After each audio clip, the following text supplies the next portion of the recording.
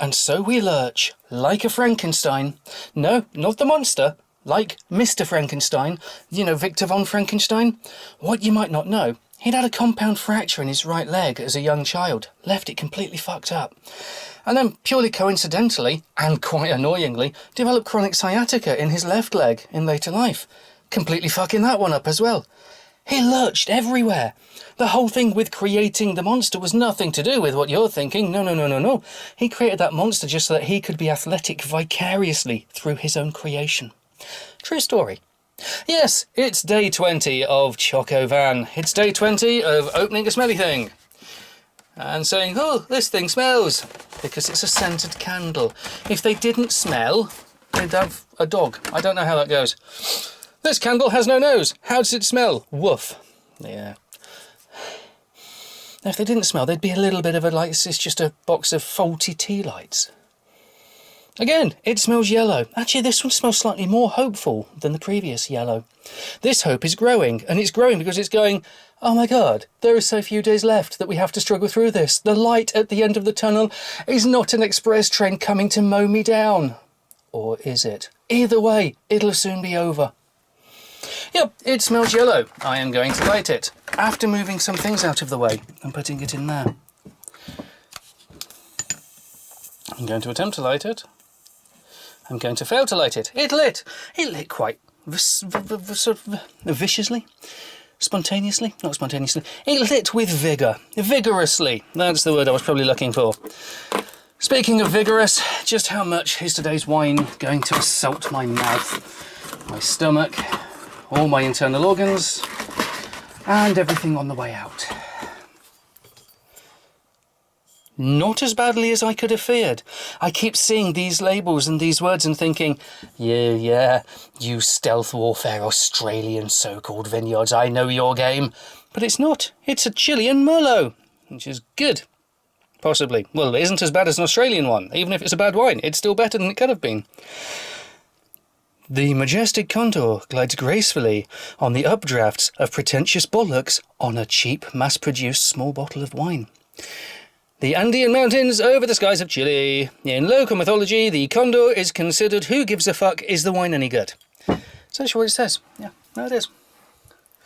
I need to open my own vineyard, don't I? This wine will evoke memories of your first love and the last time that you saw your grandparents climbing aboard a train.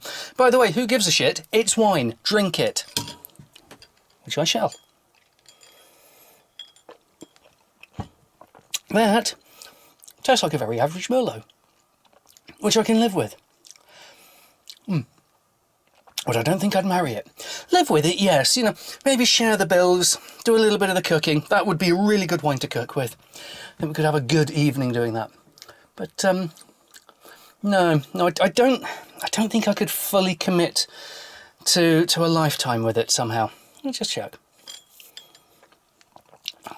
No, it does just get a little wearing on the senses quite quickly. But it could have been vastly worse.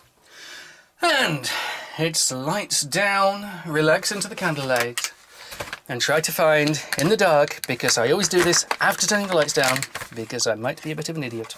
Or I have exceptional night vision. You decide.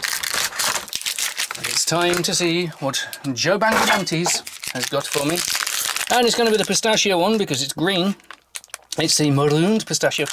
Mr. Bojangles seems to go around marooning a lot of pistachios. This is not the first marooned pistachio gag I will have done this advent. And probably won't be the last. But yeah, seems to have a bit of a bastard thing against pistachios. Also, seems to know where all the uninhabited islands are that aren't anywhere near shipping routes. Makes me wonder, Mr. Bojangles, are you in fact a smuggler? Are you a bit of a pirate? I think you might be. Would explain a lot. Doesn't explain much at all, but it could explain a lot. If you had a lot that needed explaining, and the only obvious answer was a confectionery pirate, it would actually explain it all. It still looks like all the rest of them have looked. It still tastes much better than it looks, like all the rest of them have tasted much better than they look. And it's still really, quite nice. I still question the pistachio-ness of it. I'm not sure that crunchy little bits of sugar are really what pistachios are made of. Nor are they made of sugar, spice or puppy dog's tails. I'm not sure they're made of bits of sugar like that. And so, to finish, we go back to the continent. We drift to the continent. We drift into complete insanity, failing to find a door. Aha! It's there, behind the one that's fallen off. Door 20 is the Dotty Gwyn. I have no idea how you say that. A homage to Dotty Gwyn, a smooth combination of cocoa and hazelnuts, as her lovers used to call her.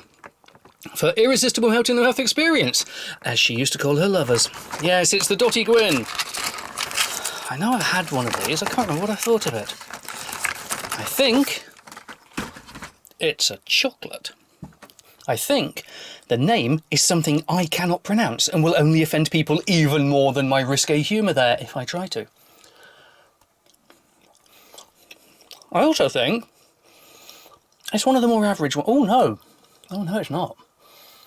The first bite said this is one of the more average ones. I have nothing left to say. The melty on my tongue is saying this is one of the above average ones. I am becoming too salivating to retain the power of speech. I kind of almost want this to be another one of those tomorrow.